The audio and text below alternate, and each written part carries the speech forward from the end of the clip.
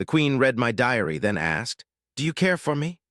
I couldn't move or speak. The hall of the Synarch hive was quiet in a way Elias Moore had never experienced before. It was not the calm silence of a peaceful room, nor the respectful quiet of a court waiting for a ruler. It was a living silence, heavy and aware, as if the walls themselves were listening. The air felt thick, pressing gently against his skin, warm and faintly humming with unseen energy. Elias stood alone at the center of the chamber. He wore the standard uniform of the human diplomatic corps, clean and simple, designed to show humility rather than power. His hands rested at his sides, fingers stiff, not from fear exactly, but from the knowledge that every movement here carried meaning. Around him, tall crystalline pillars rose toward a ceiling lost in soft blue light. Between the pillars floated members of the hive court, their forms shifting slowly, semi-transparent bodies glowing faintly like living glass. At the far end of the hall, elevated on a smooth, curved platform, sat Queen Seraphil. She was larger than the others, her shape more defined, her presence impossible to ignore. Light bent subtly around her form, as if reality itself paid attention to where she was. Her many eyes were closed, yet Elias felt certain she could see him more clearly than any human ever had. He had been told this meeting was a formality, a symbolic audience, a gesture of trust between humanity and the Synarch hive after months of careful negotiation. No weapons were allowed, no recording devices, no guards. Elias had agreed because that was his duty. Humans had survived first contact by choosing words over force, patience over fear. Still, something felt wrong. A soft vibration passed through the chamber, and the hive attendants slowly drifted back, creating more space between Elias and the queen. The silence deepened. Elias swallowed and forced himself to breathe evenly. Queen Seraphil opened her eyes. The moment she did, Elias felt it. It was not pain, it was not fear. It was a sudden, overwhelming sense of being noticed. As if a great light had turned inward and focused entirely on him, his thoughts stumbled. His breath caught halfway through his chest. He tried to take a step back, but his legs did not respond. He was frozen. Elias attempted to speak, to announce himself as protocol demanded, but his mouth would not open. His tongue felt heavy, useless. Panic flickered at the edges of his mind, but even that emotion felt distant, muted by the pressure that held him in place. The queen rose slowly from her platform. She did not walk. She drifted forward, her form gliding through the air without sound. Each movement felt deliberate, careful, as though she were handling something fragile. "You are calm," her voice said, though her mouth did not move. The sound was not carried through the air. It appeared inside Elias' mind, clear and gentle like a thought that did not belong to him. He tried to answer, he could not. "You are afraid," the voice continued, almost curious. "But you remain." Elias' heart pounded. He wanted to shout, to run, to do anything, but his body refused. He realized then that this was not physical restraint. No invisible force held his limbs. The stillness came from somewhere deeper, from a part of his mind he could not reach. The queen stopped a few steps away from him. Her many eyes studied his face, his posture, the slight tremble in his hands. "Your kind fascinates me," she said. "You survive without unity of thought. You choose disorder." A faint ripple passed through the hive court, a shared reaction moving among them like a whisper. Elias felt something shift inside his head, like a door opening. Images appeared in his mind without warning. A small room on Earth, dimly lit, with a desk covered in papers. His handwriting, his diary, his chest tightened. The pages turned on their own. Private words never meant for anyone else floated before his thoughts. His doubts about the mission, his frustration with politics, his loneliness among the stars. Memories of home, of rain against a window, of nights spent writing because sleep would not come. "No," Elias tried to say. The queen's presence brushed gently against the memories, not harsh, not cruel, but thorough. She read with the care of someone studying a rare and delicate object. "You record your inner self," she said. "You preserve thoughts even you do not wish to face." Elias felt exposed in a way he had never imagined. This was worse than physical vulnerability. His words, his feelings, his private fears were laid bare before an alien mind that ruled an empire older than human civilization. The hive court reacted again, faint pulses of color moving through their forms. Elias sensed confusion, curiosity, something close to discomfort. "Why?" the queen asked. "Why do you hide these thoughts yet keep them?" Her question was not accusatory, it was sincere. Elias' mind raced. He wanted to explain that humans wrote to understand themselves, to survive their own complexity. He wanted to tell her that privacy mattered, that some thoughts gained meaning only by remaining unshared. But his mouth stayed closed. His body did not move. The queen tilted her head slightly, an almost human gesture. "I do not feel resistance," she said slowly. "Yet I cannot command you." That seemed to disturb her. She reached deeper. The pressure increased. Elias felt as though his mind were being examined layer by layer. He focused desperately on staying present, on not dissolving into panic. He thought of simple things, his name, his rank, the steady rhythm of breathing. Then the pressure stopped. The queen withdrew slightly, her glow dimming. "Interesting," she said. The hive court stirred, a low hum filling the chamber. "You are still," the queen continued. "Yet your thoughts do not align, they scatter. They change even as I observe them." She studied him again, more carefully this time. "You are not trained," she said. "You have no psychic discipline, and yet—" She paused. Elias felt the stillness loosen just a little. He could breathe more easily now, though his body remained locked in place. The queen's eyes softened, if such a thing was possible. She lifted one elegant limb, and the image of the diary returned. One page separated itself from the rest. A page he remembered well. A passage he had written late one night, exhausted and honest, never expecting anyone else to see it. "I wonder," the queen said, her voice quiet now, "if understanding you would change us." The hall felt colder. The hive had conquered star systems through unity. Their strength came from shared thought, from a complete absence of privacy. To them, secrets were flaws. Individuality was inefficiency. Humans were different. Elias felt a strange sense of pride rise inside him, even as fear lingered. He was alone here, but he represented billions of minds that thought differently, felt differently, and survived because of it. The queen lowered her limb. She looked directly into his eyes. "Elias Moore," she said, speaking his name perfectly. "Your diary speaks of curiosity, of respect, of care." Her presence pressed close again, not forceful but intimate. Then she asked the question, "Do you care for me?" The words echoed through his mind, louder than anything before. The hive court froze, their hum cutting off instantly. The question was not political, it was not strategic, it was deeply personal. Elias' thoughts exploded into motion.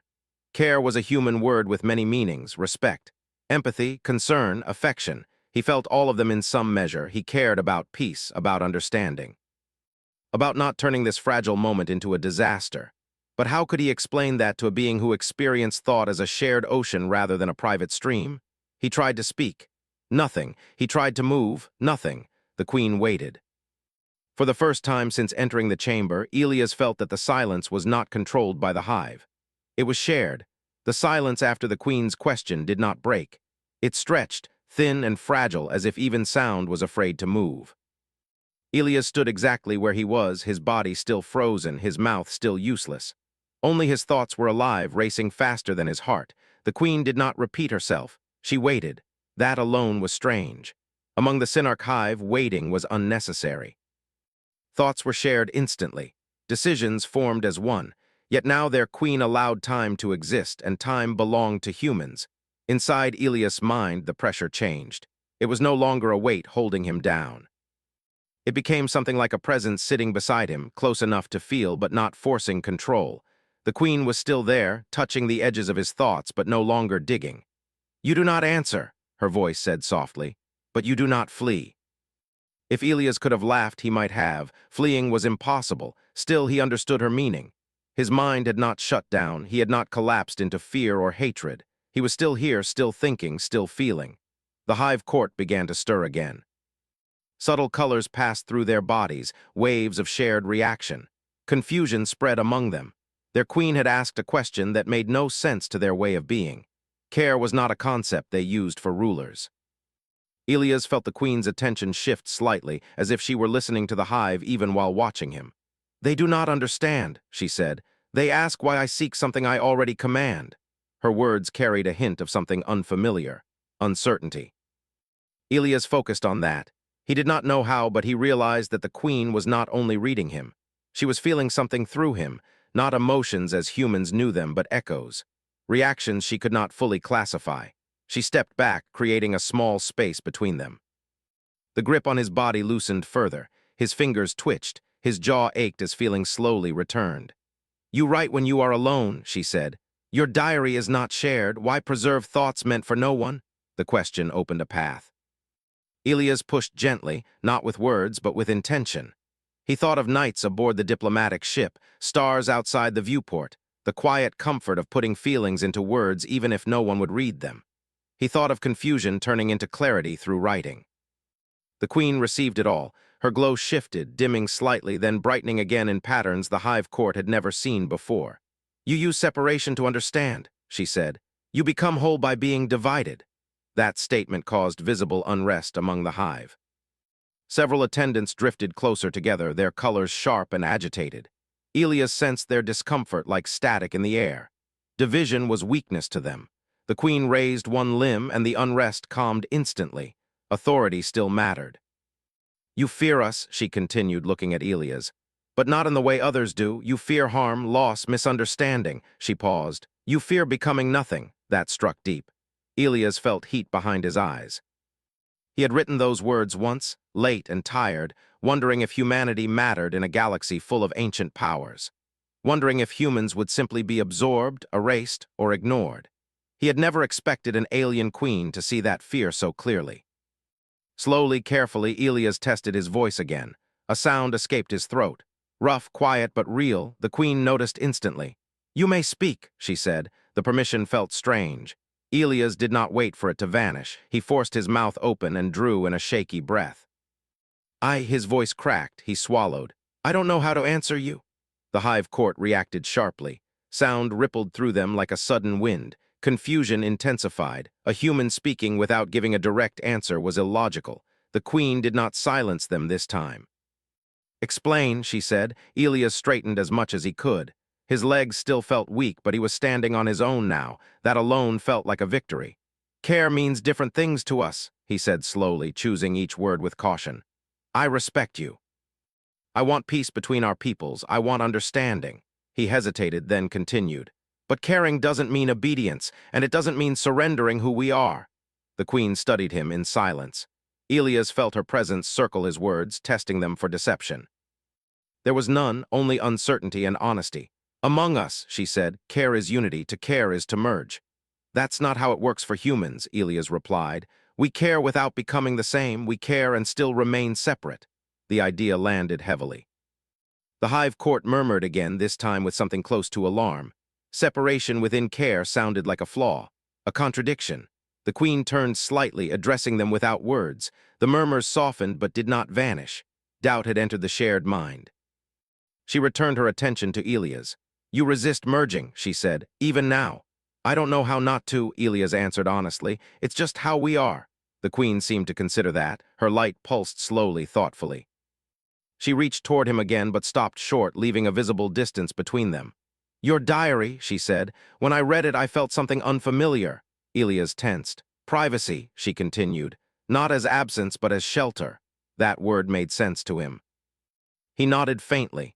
You ask if I care for you, Elias said, gathering courage. I think I care about what happens because of you and because of what you can choose. The queen's eyes widened slightly. Choice. That word carried weight. The hive did not choose as individuals. They followed the strongest shared conclusion. Their queen guided, but even she was bound by the collective will. Elias had just suggested that she could choose differently. That is dangerous, the queen said quietly. Yes, Elias replied, for us too. A long pause followed. Then something unexpected happened. The queen withdrew her psychic presence completely. The sudden absence made Elias sway. It felt like stepping out of deep water onto dry ground. His thoughts were fully his again, loud and messy and entirely human. The hive court reacted with visible shock. Never before had their queen disconnected herself so completely in public. She turned away from Elias and addressed her court directly. This human mind is not defective, she said.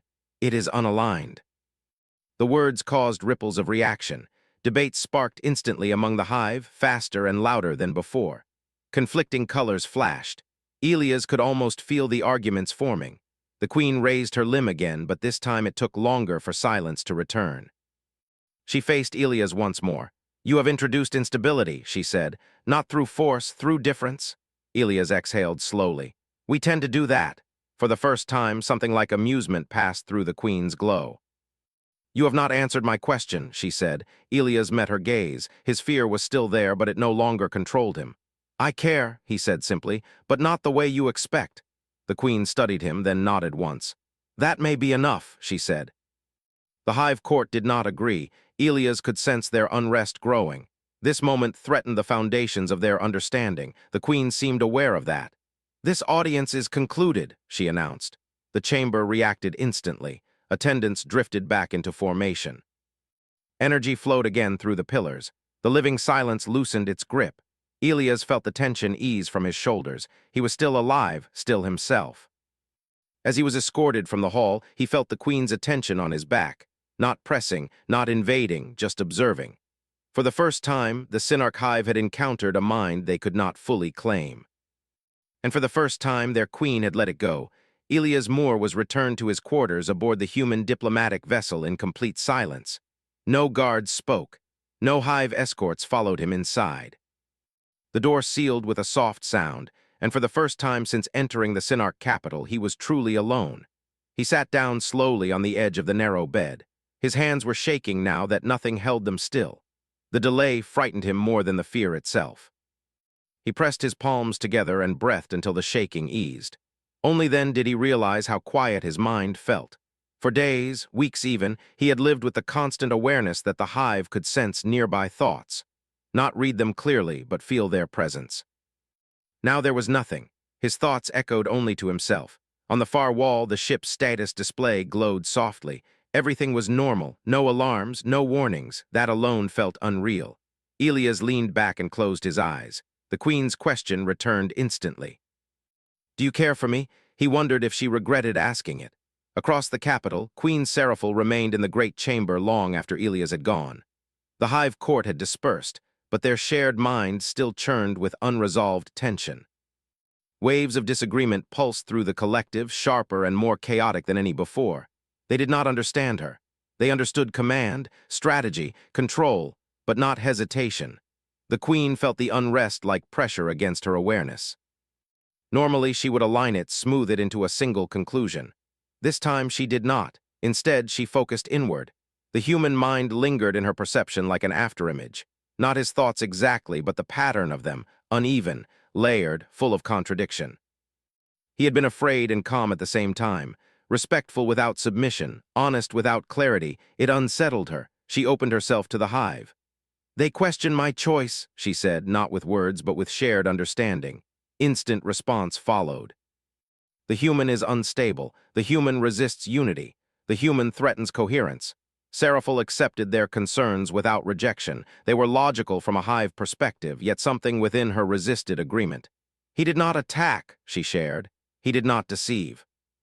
He withheld, he divided himself. Division leads to fracture. Seraphil remembered the diary, the way the human preserved his inner chaos instead of erasing it, the way those fragmented thoughts had formed something stronger than unity. Identity. "He showed restraint," she replied. "Even when exposed." Exposure is dominance. Dominance was incomplete. That statement disturbed the hive deeply. Dominance was supposed to be absolute. Seraphil withdrew from the shared space before the agitation could escalate further. The hive felt her absence instantly, a sudden hollow where certainty had been. She stood alone at the center of the chamber, something she had not done in centuries. For the first time, her thoughts were her own. On the human ship, Elias did not sleep. He sat at his desk, staring at the small data tablet where his diary was stored. He had locked it, encrypted it, layered human security over it. None of it had mattered. He wondered how much she had truly seen. Slowly, he activated the tablet. The familiar text appeared. His words, his fears, still there. He scrolled to the last entry written before the audience. "If this goes wrong, history will not remember my intentions, only the outcome." He added a new line, "But today I learned that being understood is not the same as being claimed." He paused, then closed the tablet. A soft chime sounded at the door. Elias froze. The ship system identified the signal as external, not hive, not human, diplomatic channel. He stood and approached the door cautiously. "Open," he said. The door slid aside to reveal empty space. No being waited outside, only a faint shimmer of light suspended in the air. Queen Seraphil's presence. Elias' heart raced, but his body remained free. She did not hold him this time. I am not here to command, her voice appeared in his mind, nor to observe. Then why are you here? Elias asked aloud. To learn, she replied. That answer stunned him. She drifted inside, her form smaller than before, her glow muted. The door closed behind her. You should not be alone with me, Elias said carefully. Your court is divided, she finished. As AMI, Elias gestured toward the chair opposite his desk. Then, please. She regarded the chair with curiosity, then shaped herself to hover near it instead. I have reviewed our encounter, she said. I detected no deception. Yet the hive senses threat. You can be different without being a threat, Elias replied. That is not how the galaxy has functioned, she said. Then maybe that's why the galaxy keeps breaking, Elias said quietly. The Queen considered that. You withheld your answer, she said, even when permitted to speak. I gave the only honest one I could, Elias replied. Humans don't feel in straight lines. That inconsistency creates noise, she said. Yes, Elias agreed, but noise is how we know we're alive. The Queen extended a faint thread of perception toward him, stopping short of contact. May I observe, she asked, without entering? The request itself shocked Elias more than any invasion could have. Yes, he said, she observed, not his thoughts but his behavior. His breathing, the way his eyes moved when he considered his words, the small tension in his shoulders that never fully left. You contain conflict, she said, yet it does not tear you apart. Sometimes it does, Elias admitted, but we rebuild. Why? Because giving up isn't an option. The Queen absorbed that. You fear becoming nothing, she said. Yes. So you resist merging, she said, because merging would erase the self. Elias nodded. And yet, she continued, you seek connection. Yes. The contradiction fascinated her. Among the hive, she said, the self is the hive, loss is impossible, we endure by sameness. And you stagnate, Elias said gently. Silence followed. That word carried danger. You suggest we are incomplete, she said. I suggest you've never been allowed to be anything else, Elias replied. The Queen's glow dimmed further. I was born into unity, she said. I did not choose it. Neither did we, Elias thought, but he did not say it. Choice frightens the hive, she continued. It creates divergence, but it also creates growth, Elias said. The Queen withdrew her presence slightly. If I allow this divergence, she said, they may resist me. You're their queen, Elias said. They'll follow. For now, she replied. But authority weakens when certainty breaks. Elias leaned forward. You don't need to become human, you don't need to change everything, just allow space. Space, she repeated. Boundaries, he said. Consent. The word echoed between them. The Queen closed her many eyes. When she opened them again, her presence felt different, quieter, focused inward. I will propose a limitation, she said. Human minds will not be entered without permission. Elias stared at her. That will cause upheaval. Yes, she said, but less than conquest would. That's more than I expected, Elias said. She tilted her head.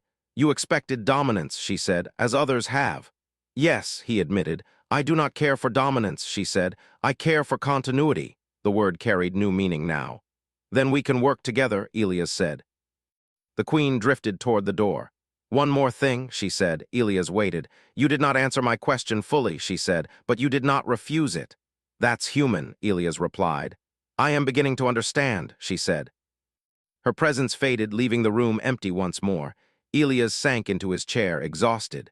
Somewhere in the Synarch capital, the hive felt change moving through their shared mind. Small at first, barely noticeable, a single point of difference spreading outward. They did not know it yet, but humanity had introduced something they could not erase. A self. The days that followed were unlike anything the Synarch hive had experienced before. There was no war declaration, no uprising, no clear moment where everything changed.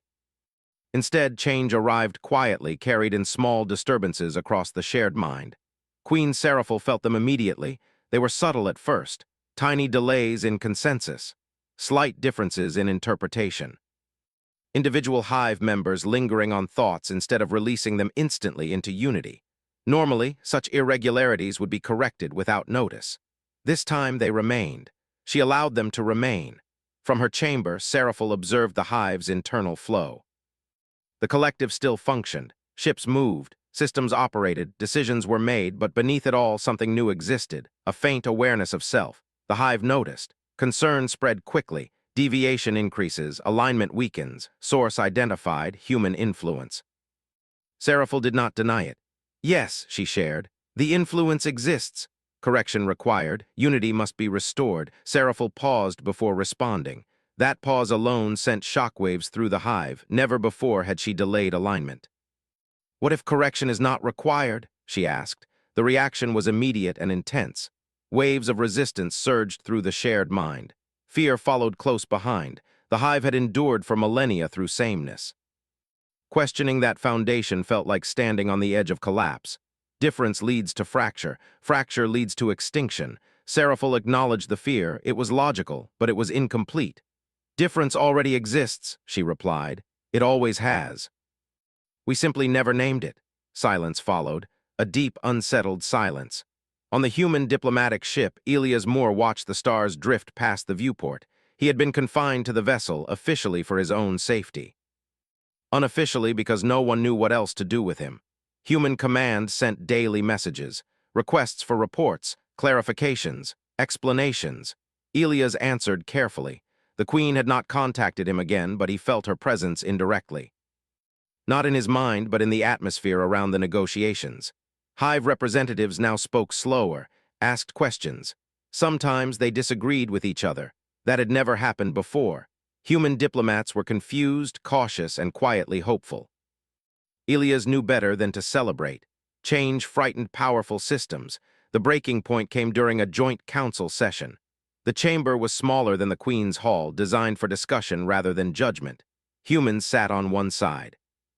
Hive representatives hovered opposite them, their forms glowing softly. At the center, a Hive speaker addressed the assembly. Human minds introduce instability, the speaker said. Their presence disrupts alignment. This must be resolved. Elias felt tension ripple through the room. A human delegate stood. Resolved how? The speaker's glow sharpened. Restriction, it replied. Human thought access will be suspended entirely. No further exposure. Elias exhaled slowly. That was expected.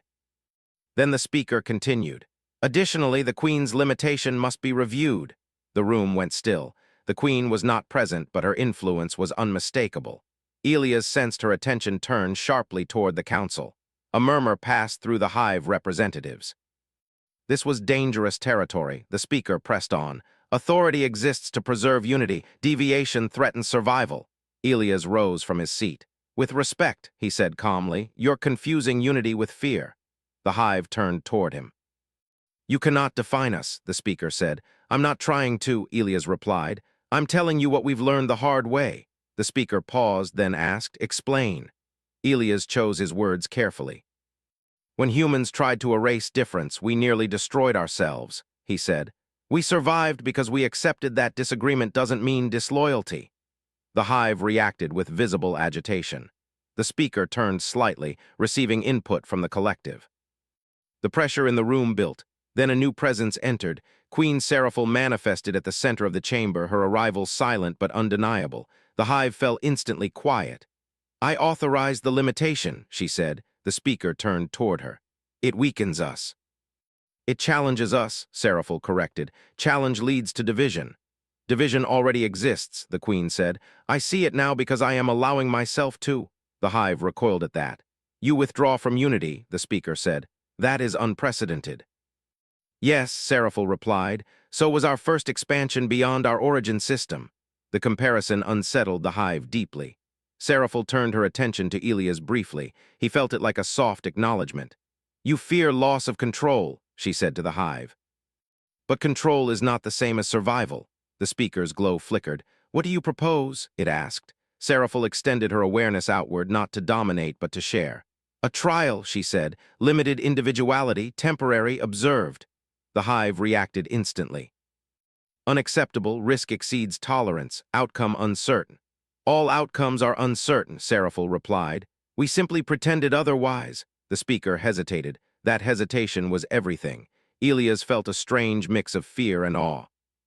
He was watching an ancient civilization confront something entirely new. If the trial fails, the speaker said, the Queen's authority will be questioned. Seraphil accepted that without resistance. So be it, she said. The decision sent shockwaves through the Hive. The trial began immediately. Small groups of Hive members were allowed to retain private thought cycles for brief periods. At first, the experience was overwhelming. Some panicked. Some retreated back into unity the moment the option was given, but others did not. They lingered. They noticed sensations they had never named. Curiosity, preference, hesitation, a sense of self distinct from the whole. Reports flowed in. Efficiency decreased slightly. Innovation increased significantly. Emotional variance detected. The hive struggled to interpret the data. On the human ship, Elias received a private message from the Queen. "They are afraid," she said. "They will be," Elias replied. "So were we." "Some call for my removal," she continued. Elias felt a chill. "Are you safe?" "For now," she said, "but authority is no longer absolute." "That's the price of change," Elias said quietly. "Is it worth it?" she asked. Elias thought of Earth, of history written in mistakes and recoveries. "Yes," he said, "because stagnation costs more in the long run." The Queen went silent. Hours later, unrest erupted within the hive. Not violence, but something far more dangerous to them: disagreement. Factions formed, not named, not organized, but real. Some demanded a return to full unity. Others argued for continuation of the trial. The shared mind grew noisy. The Queen stood at the center of it all, refusing to force alignment. "This is your choice," she told them, "not mine." That statement alone marked the end of an era. The hive had always believed the Queen chose for them. Now they had to choose for themselves. Elias watched the developments from afar, feeling both responsible and powerless. Humanity had not fired a shot, had not threatened, had not conquered, yet they had changed everything. The Queen sent one final message that cycle. "They ask why I trust you," she said. "And what did you tell them?" Elias asked. "I told them," she replied, "that you showed me restraint when you held power I did not understand." Elias closed his eyes. Outside the ship, the stars continued their silent motion. The galaxy had not noticed yet. But something irreversible had begun. The Synarch hive did not collapse. That surprised everyone, including Queen Seraphil. The first cycles after the trial were the hardest. The shared mind felt strained, stretched between old certainty and new possibility. Disagreement no longer dissolved instantly. Some thoughts lingered. Some voices felt louder than others. For a species built on perfect alignment, it felt like standing on unstable ground. Fear spread. Some hive members demanded an end to the trial. They argued that unity was weakening, that hesitation would invite enemies, that the Queen had gone too far. Others, fewer in number but growing, spoke of discovery, of thoughts that felt like their own, of awareness that did not vanish when shared. Seraphil listened to all of it. She did not silence the fear. She did not rush the hope. She waited. Waiting was now something she understood. On the human diplomatic ship, Elias Moore followed every report closely. Human analysts tried to measure the situation in numbers. Stability indexes, productivity curves, risk assessments. Elias ignored most of it. He had learned that some changes could not be measured that way. He spent his time writing again, not reports, not messages to command, just thoughts, observations, doubts. He wondered if the Queen ever felt doubt now. The answer came sooner than he expected. The message arrived without warning, quiet and direct. "The hive will decide today," Seraphil said. Elias felt his chest tight. "Decide what?" "Whether I remain queen," she replied.